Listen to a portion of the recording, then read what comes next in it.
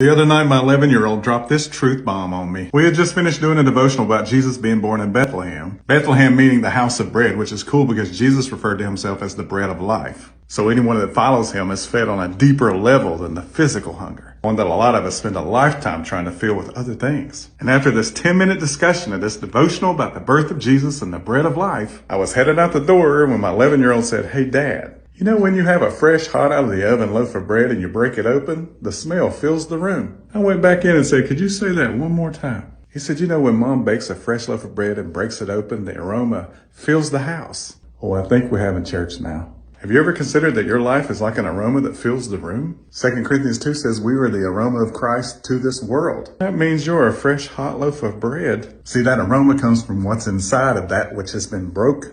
So when we have Christ inside, we have the bread of life inside of us. And when we experience trials and things that break us open, the aroma from within is what fills the place. If what's inside of us is bad, it'll fill the room with a bad aroma. But when Christ is inside of us, the aroma of the bread of life fills that place. The outside of us may look rough and tattered, but the inside smells incredible. And the heat that we experience in life is not to destroy the bread, but it's to finish the work on the inside of the loaf so that when it's opened, the aroma of the bread of life pours out. And the world around us feeds off of the bread of life.